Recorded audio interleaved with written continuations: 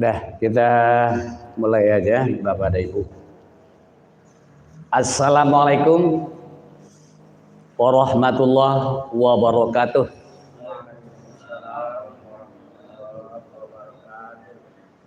Innal hamdalillah nahmaduhu wa nasta'in nastaghfiruh.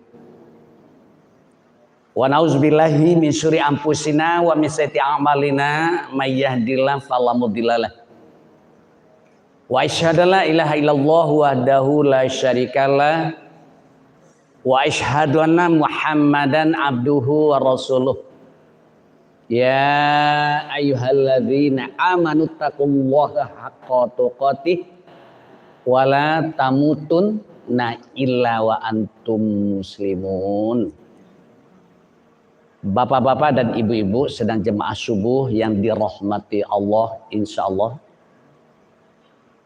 Kembali kita ingatkan, marilah kita bersyukur kepada Allah.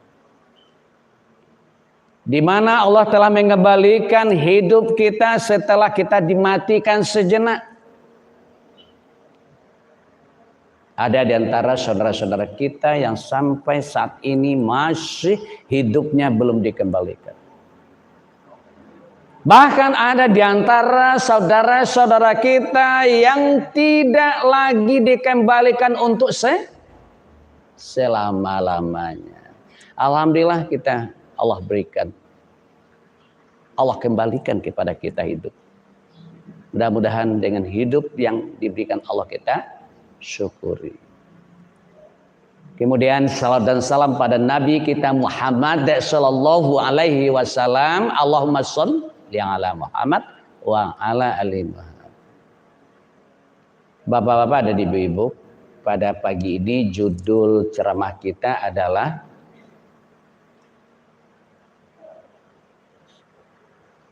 agar kita tidak termasuk orang-orang yang merugi. Karena nanti ada orang yang merugi, ada orang yang beruntung. Ada orang yang merugi dunianya, merugi di akhirat. Ada orang yang beruntung di dunia, rugi di akhirat. Ada di lahirnya rugi dia di dunia, hidupnya miskin, sakit-sakitan dan lain sebagainya. Tapi dia di akhirat beruntung atau bahagia.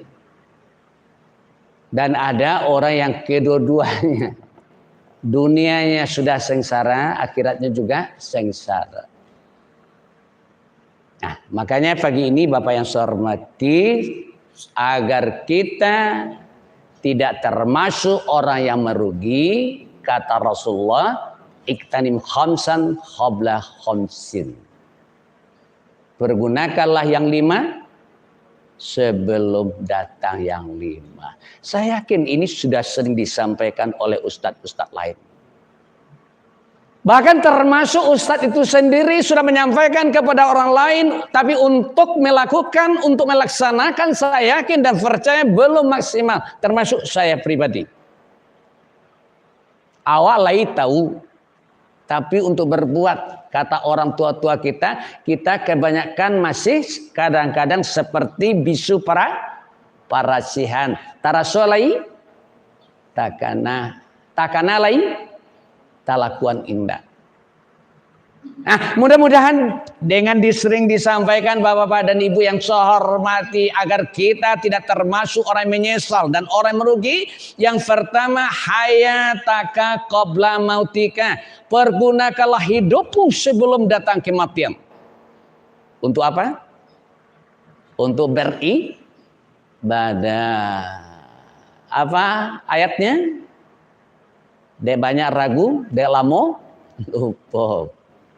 Ayatnya diantaranya surat Al-Mujadalah ayat 56. Mudah-mudahan Bapak dan Ibu ingat kita dengan ayat itu selalu. Mudah-mudahan kita lebih menyiapkan diri kita. Apa bunyi ayatnya? Ayatnya, auzubillahi minasyaitonirrajim. Wa ma khalaqtul jinna wal ins illa liya'budun. Tidaklah aku jadikan jin dan manusia kecuali adalah beribadah kepada Allah. Nah, jadi usahakan kesempatan selagi kita hidup, Bapak yang saya hormati, kita usahakan beribadah, menyiapkan bekal kita untuk akhirat, sebagaimana juga Allah katakan di surat Al-Baqarah ayat 197. Apa bunyi ayatnya? Auzubillahi minasyaitonirrajim. Wa tazawwadu fa inna khairaz taqwa wa takuni ya ulil albab. Kata Allah, berbekallah. Sesungguhnya sebaik bekal adalah takwa, dan bertakwalah kepadaku hai orang-orang yang berakal. Di surat Ali Imran ayat 102, orang yang selamat matinya, orang yang dijamin kematiannya adalah sebagaimana Allah ingatkan di surat Ali Imran ayat 102 itu, auzubillahi minasyaitonirrajim, ya ayyuhalladzina amanu taqullaha haqqa tuqatih wa la tamutunna illa wa antum muslimun. Hai orang-orang beriman, bertakwalah kamu kepada Allah sebenar-benarnya takwa. Janganlah kamu mati kecuali dalam keadaan beragama Islam. Kalau sekedar agama Islam, tidak ada orang yang bertukar agamanya menyelamati. Kan enggak? Apalagi orang Pak Kolya dan agama nyonya mati ditukarnya agamanya. Enggak. Dalam keadaan Islam mati masuk. Tapi Islam yang bagaimana? Islam yang melaksanakan perintah Allah dan Islam yang meninggalkan larangan Allah. Atau dikatakan tadi, kita disuruh untuk bertakwa kepada Allah sebenar-benarnya takwa. Yang kedua adalah wasihataka qabla suqamika. Pergunakanlah masa sehatmu sebelum sakit. Beribadah tuh barek ringan. Jago malam tuh jam 3 atau setengah 4 barek ringan. Orang sakit jago seperti talo atau enggak? Jangan orang sakit, orang sehat saja. Saya yakin untuk bangun jam 3, setengah 4 saya yakin berat itu. Kalau sakit jangankan sholat sunat, sholat wajib saja kita susah melakukan. Sudah diberikan keringanan Bapak yang saya hormati, namun ada juga orang yang tidak mau sholat. Alasannya apa? Alasannya sakit. Badan diberikan keringanan. Bagi orang yang sakit, kalau untuk sholat wajib, usahakan semaksimalnya kita bisa. Harus usahakan semaksimalnya. Batasnya la yukallifullahu nafsan illa wusaha. Allah tidak akan membebani seorang kecuali adalah sekadar kemampuannya atau sesuai dengan kemampuan. Jadi kalau untuk sholat wajib masih bisa kita berdiri, wajib berdiri, harus berdiri. Tapi kalau untuk sholat sunat, kalau rasanya capek atau kurang enak dan lain sebagainya, boleh kita pilih sholat itu selain berdiri boleh kita duduk. Tapi pahalanya separuh dari berdiri. Jadi oleh itu ibu-ibu, bapak-bapak, selagi kita badan sehat, perbanyaklah ibadah. Kalau masih bisa kita bangun jam 3, setengah 4 untuk tahajud, mari kita lakukan. Bagi yang masih mampu untuk berpuasa sunnah, minimal puasa Senin, Kamis. Kalau ada lagi kekuatan kita, kemampuan kita, kesempatan kita, kita tambah lagi dengan puasa Yaumil Bid tanggal 13, 14, 15. Nah, kalau kita punya kemampuan lagi dan punya keinginan, tapi ingat tetap ikhlas dan kita melakukan itu sesuai dengan perintah Nabi, dicontohkan Nabi. Kita boleh melakukan, ya ini adalah puasa Daud.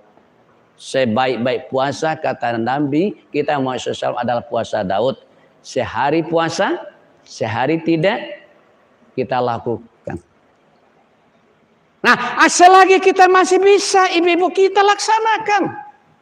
Itu bukan berlebihan, karena nanti kita disediakan oleh Allah bagi orang yang berpuasa itu akan disediakan tempat lalunya, tempat lewatnya, tempat masuknya adalah pintu yang bernama Rayyan. Ibu, kita nanti bagi orang yang rajin puasa sunat dan tentu tidak menyanyiakan puasa wajibnya, karena itu yang paling utama, maka nanti kita masuk melalui pintu Rayyan. Yang kedua, yang ketiga adalah wa faragaka qabla syuglika. Pergunakanlah masa senggangmu sebelum datang masa sibuk. Kita alasan kenapa hendak ke masjid sibuk mana kini. Nah itu. Kenapa hendak datang berjamaah lagi ya? Anak, cucu. Dengan orang lain dia hendak mau, dengan saya dia. Nah, sekarang mungkin ada kesempatan yang tidak sibuk. Kita manfaatkan waktu tidak sibuk itu untuk beribadah. Saya yakin 24 jam itu ada waktu-waktu yang tidak sibuk. Kalau pegawai mengatakan dia sibuk karena kerja dari pagi sampai sore sampai jam 4. Pulang nanti dia jadi pegawai, ada lagi kegiatan-kegiatan dilakukan. Sibuk terus, kapan lagi tidak sibuk? Yang pastinya insya Allah tidak sibuk itu malam hari. Oleh itu makanya kalau ada kesempatan kita manfaatkan. Nah ibu-ibu, justru makanya saya katakan sambil menyapu di rumah, sambil kerja dapur, walaupun sibuk seperti itu kita bisa beribadah. Nah tidak ada alasan kita saya sibuk. Tidak ada. Karena Allah juga telah mengingatkan di surat At-Takatsur.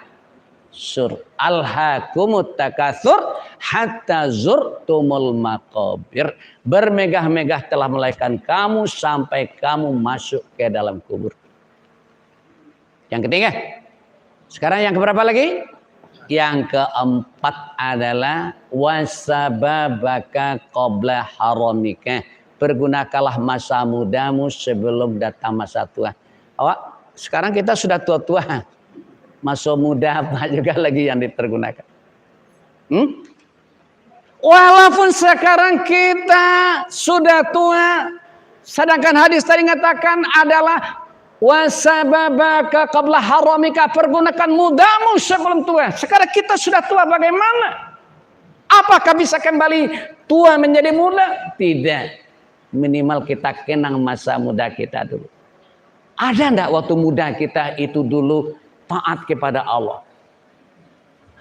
Andaikan di saat muda hadis ini belum terdengar bagi kita, atau mungkin sudah kita dengar tapi belum terlaksana bagi kita. Walaupun sekarang kita sudah tua, mari kita semangat kita jangan kalah sama yang muda. Insya Allah bisa ibu-ibu di surga itu tidak ada orang tua. Jadi Nabi pernah mengatakan kepada salah seorang ibu yang sudah tua. Apa kata Rasulullah, yang ibu yang tua-tua tidak ada di surga. Nangis beliau. Kenapa ibu nangis? Masa kami orang tua-tua tidak masuk surga?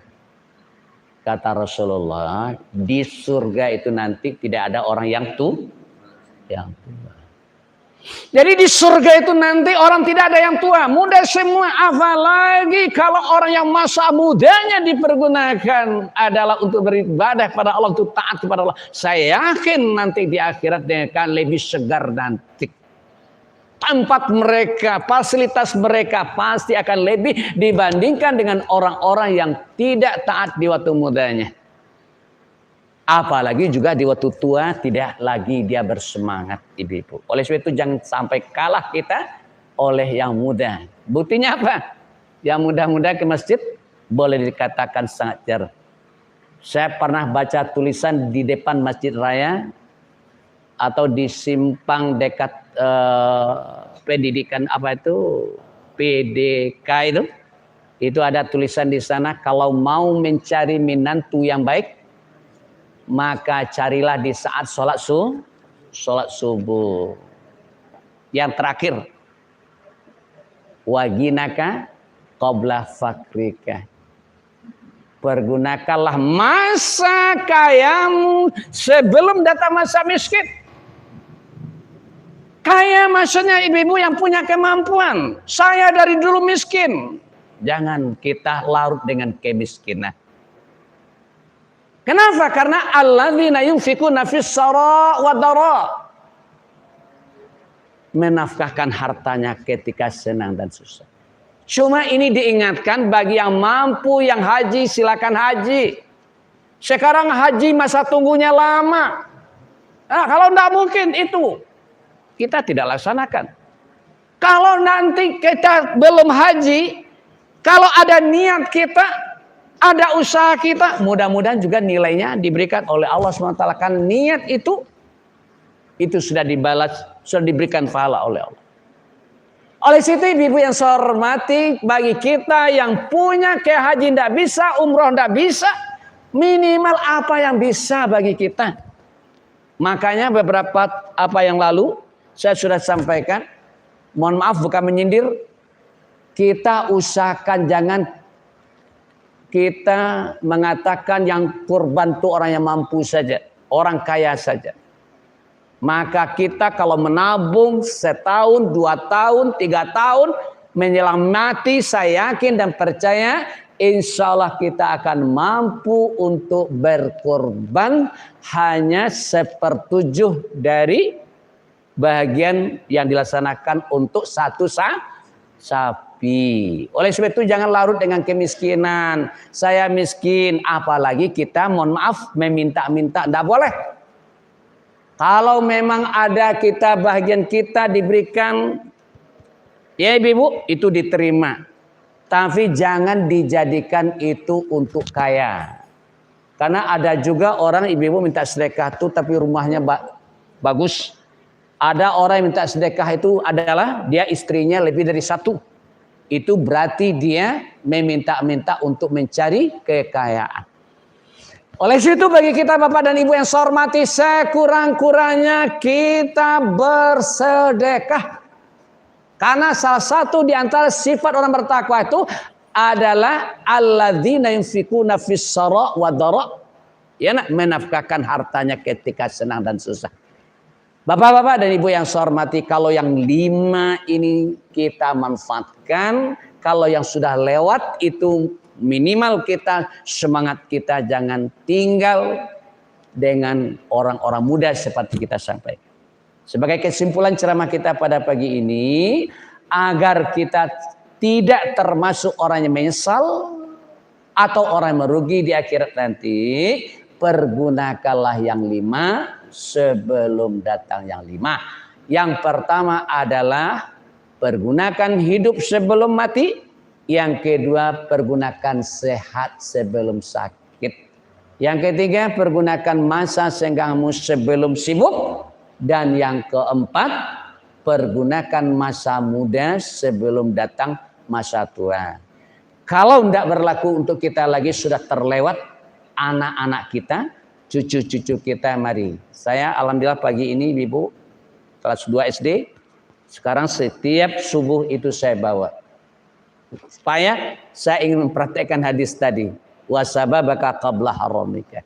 Jadi kalau kita sudah tua, kita ingatkan kepada anak kita ingatkan kepada cucu kita agar mereka taat di masa mudanya.